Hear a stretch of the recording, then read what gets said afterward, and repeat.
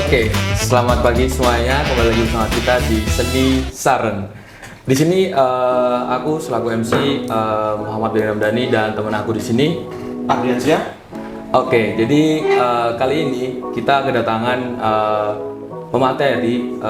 Dia seorang seniman dari Malang yang juga kadang berkesenian di Jogja, begitu. Dan saja, dan ini ada Mas Santos. Halo Mas. Selamat pagi. Oh ya, selamat pagi. Selamat pagi.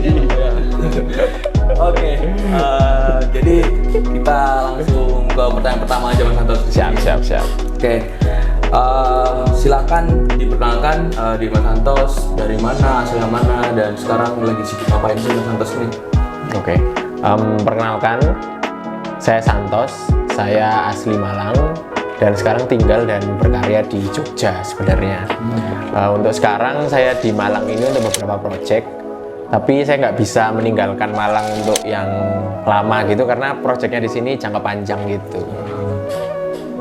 Itu Mas. Oke, lanjut ke pertanyaan selanjutnya Mas, Yes. yaitu apa yang melatar belakangi Mas Santos ini di dunia seni dan berkiprah karya seni di Malang? Oke. Saya sebagai seorang perupa, terkhususnya seni rupa, itu yang melatar belakangi pertama karena saya sampai sekarang itu bisa hidup dari karya seni gitu. Jadi itu yang melatar belakangi paling gampang gitu. Jadi karya-karya saya diapresiasi orang, kemudian saya hidup dari karya saya dan saya bisa memutar kembali beberapa produk karya saya untuk dijadikan kolaborasi lanjutan. Akhirnya saya di Malang itu tidak hanya berkolaborasi dan mempresent karya yang konvensional, tapi bisa bermacam-macam bentuknya. Seperti itu. Oke, lanjut ke pertanyaan selanjutnya Mas. Apa tantangan terbesar yang pernah Anda lewati Mas sebagai perupa seni? Kalau untuk tantangan sebenarnya lebih ke medannya, lingkungannya. Jadi ketika saya di Jogja, itu jelas beda dengan apa yang ada di Malang, seperti itu. Apa yang ada di Jakarta atau di Bandung, itu berbeda medannya dengan apa yang ada di Malang. Karena konteksnya sekarang Malang, tantangannya itu sebenarnya lebih ke iklim aja, iklim berkesenian gitu. Kalau misalnya di Jogja itu karena memang banyak space, jadi di Malang tantangannya adalah kita ini bisa nggak ya menciptakan ruang-ruang baru gitu. Kalau di Malang, kalau di Jogja, mohon maaf, itu banyak seniman-seniman senior. Di Malang pertanyaannya bagaimana kita mendekatkan diri ke seniman-seniman senior di Malang gitu. Dan kalau misalnya di Jogja itu banyak sekali link untuk pendanaan, link untuk presentasi karya. Di sini pertanyaannya bagaimana cara kita untuk mendistribusikan karya itu. Jadi tantangannya tiap tempat itu beda dan solusinya juga beda, nggak bisa disamakan seperti itu, terkhususnya Malang. Oke Mas, untuk pertanyaan selanjutnya, bagaimana Mas pandangan dari Anda, Mas Santos sendiri, mengenai tentang iklim di ranah keseni rupaan di Malang dan bagaimana cara untuk membenahinya begitu Mas? Kalau membenahi itu sebenarnya menurut saya juga kurang pas ya, karena kalau membenahi itu lebih kayak ada kesalahan fatal nih, jadi aku ya apa caranya ini iso begini nih. Kalau saya sih bukan membenahi tapi lebih ke memberikan sentuhan baru aja gitu, memberikan pandangan-pandangan baru aja gitu. Kalau menurut saya pribadi, iklim di Malang itu sudah cukup stabil karena ada kampus kesenian, itu yang pertama. Ada kampus UM sama kampus UB, itu yang pertama. Terus yang kedua, karena banyak senior juga, seniman-seniman senior, dan itu tidak hanya seni rupa sebenarnya. Ada banyak seniman desain, seniman tari, seniman patung, dan beberapa seniman lainnya. Terus yang ketiga, potensi masa anak-anak kampus, anak-anak non kampus yang sebenarnya juga tertarik di bidang seni.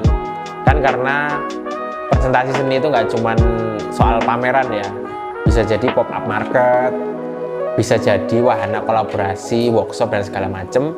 Itu antusiasnya besar banget di Malang. Jadi iklim di Malang itu sebenarnya lagi beranjak, mau naik, berkembang, tapi memang butuh stakeholder dan orang-orang yang support di situ gitu.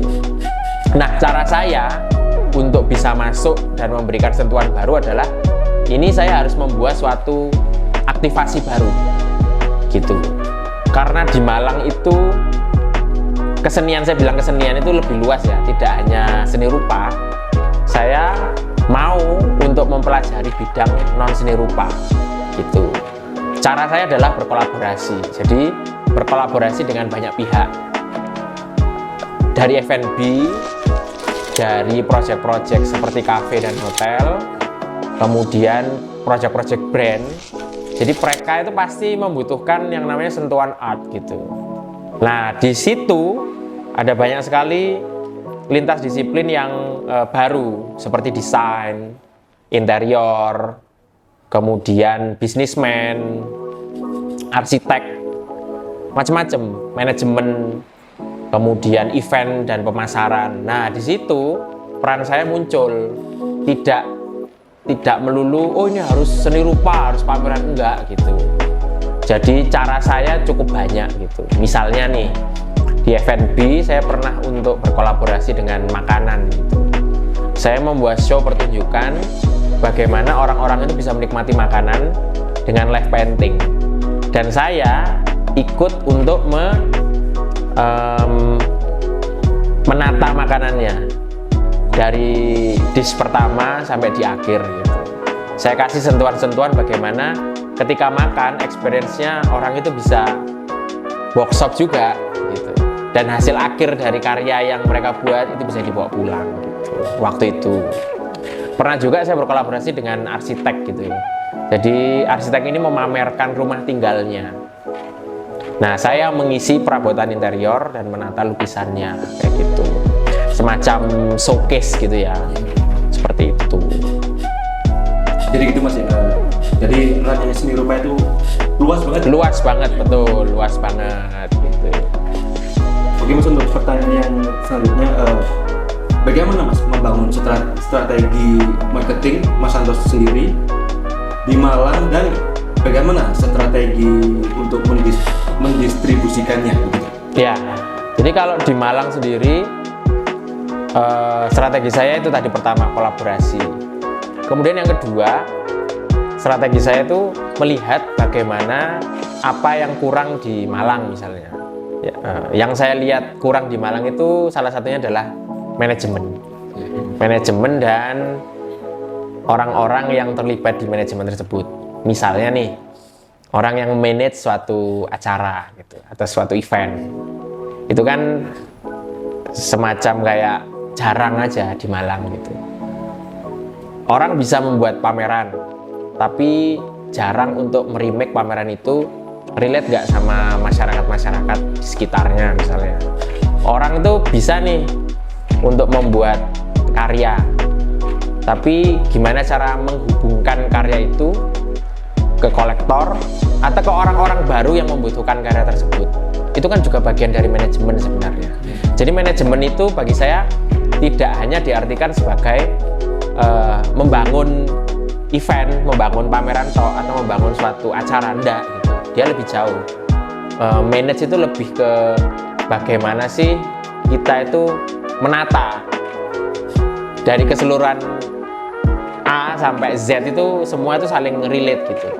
Saya mencoba untuk mempresentasikan manajemen ini justru ke orang-orang non seni rupa. Jadi orang-orang F&B tadi atau orang-orang non seni itu saya paparkan, oh ini loh, Anda itu membutuhkan sentuhan seni gitu. Kalau brand Anda tidak dikasih sentuhan seni akan monoton. Nah gitu. Misalnya contohnya kemarin saya berkolaborasi dengan Dua Legenda gitu. Jadi Dua Legenda kemarin itu mengajak saya untuk membuat pameran gitu. Awalnya itu saya pengen perpindahan Dua Legenda itu kan ke tempat baru. Awalnya di Ororodowo, tempat lama. Itu pengen diisi karya-karya seni tentang Dua Legenda gitu. Langsung saya tolak. Ngapain kamu membuat suatu pameran yang isinya itu cuma majang terus selesai gitu. Masyarakat itu butuh tahu bahwa Dua Legenda ini posisinya di Malang ini seperti apa gitu. Kemudian sejauh mana sih orang-orang itu ngerti tentang Dua Legenda gitu. Ternyata masih banyak yang belum tahu. Nah, karena banyak belum tahu dan responnya tinggi, maka dibuatlah pameran. Saya ajukan pameran retrospektif atau pameran perjalanan. Jadi kita memamerkan perjalanan Dua Legenda dari awal sampai sekarang hingga terkenal itu. Siapa ownernya? Apa arti Dua Legenda itu? Kenapa simbolnya macan sama naga misalnya? Kemudian kita pamerin Google review orang-orang dari yang bintang 1 sampai bintang 5 misalnya. Kita presentasiin makanan-makanan yang pernah mereka buat dari awal sampai di akhir yang terkenal sampai sekarang. Itu pun masyarakat juga masih belum tahu ternyata. Nah, itu menurut saya juga menarik karena kita melihat pameran itu tidak hanya dari sekedar sudut pandang seni rupa, bahwa segala macam lapisan dasar di Malang kayak F&B dan bisnis itu bisa dipamerkan juga. Nah, itu tadi yang saya bilang, manajemen itu tidak hanya melihat dari sudut pandang yang konvensional, tapi melihat dari sudut pandang yang lain gitu. Itu bagi saya. Ini Mas, untuk pertanyaan yang terakhir, kira-kira apa sih Mas pesan dan untuk seniman muda atau mahasiswa atau mungkin orang-orang yang kecimpung di dunia seni agar dapat semangat untuk berkarya dan mengangkat personal branding yang bagus begitu? Mungkin apa Mas untuk ya pesan dan sarannya? Kalau bagi saya personal branding itu membangun brand diri, membangun strategi diri gitu. Bukan berarti cuma sekedar membangun nama gitu ya. Tapi bagaimana cara kita untuk membangun strategi-strategi yang relate dengan iklim tadi. Jadi misalnya kita di posisi Malang, kita harus tahu strateginya di Malang itu seperti apa. Kita di Jakarta, kita harus tahu strategi di Jakarta seperti apa gitu. Nah, pesan saya, jadi teman-teman ini harus memahami setiap kondisi dan iklim yang ada di setiap medan gitu. Karena setiap iklim dan medan di setiap tempat itu berbeda gitu. Misalnya kita nih di Malang ini udah tahu dingin gitu, tapi pakai baju tipis gitu. Sedangkan di Jogja ini baju panas gitu. Kita memaksakan baju tebel. Karena kita harus tahu, ya kan? Nah, contohnya kayak gitu. Sama kayak kesenian yang ada di sini lah katakanlah. Kita harus tahu kekurangannya apa, kelebihannya apa yang bisa kita maksimalkan itu di up, gitu. Dan personal branding itu lebih ke bagaimana sih cara memanage diri itu untuk lebih apa ya? Jadi intinya itu personal branding itu juga harus menguntungkan kita. Jadi nggak harus merugikan terus, loh. Mau sampai kapan kita ngecat sendiri, kita buat pameran sendiri yang terus-terusan, yes, yang datang cuma teman-teman doang, misalnya ngono kuwi. Kita harus aware ke hal-hal yang seperti itu. Jadi ibarat kata kayak kita harus tahu potensi, keuntungan, kerugian kita, itu termasuk personal branding juga. Memahami bahwa diri kita ini lebih dan kurang, itu personal branding menurut saya ya. Jadi tetap semangat aja sih untuk membangun iklim kota. Mungkin karena membahas personal branding, Mas Al pengen nambah satu pertanyaan lagi. Boleh. Apa sih tantangan Mas Santos waktu membangun personal branding Mas Santos? Itu. Ini pertanyaannya cukup menarik juga sih. Tantangannya adalah memposisikan diri saya itu ternyata belum tentu diterima di tempat tersebut. Gitu. Jadi saya punya prinsip dunia itu tidak berjalan sesuai dengan apa yang kita mau. Misalnya saya ke Jakarta gitu ya. Posisinya maaf, yang dulu saya di Jogja ini uraan, terus punya prinsip yang gede gitu dan segala macam. Ternyata iklim di sana belum tentu menerima apa yang saya lakukan tersebut. apa yang saya bawa di Jogja misalnya dengan prinsip yang tak tek di Malang sama di Jakarta itu ternyata nggak sesuai gitu. Di Jogja terlalu kalem dan santuy gitu, slow. Jadi kalau diajak untuk perfeksionis dan on time sulit juga gitu.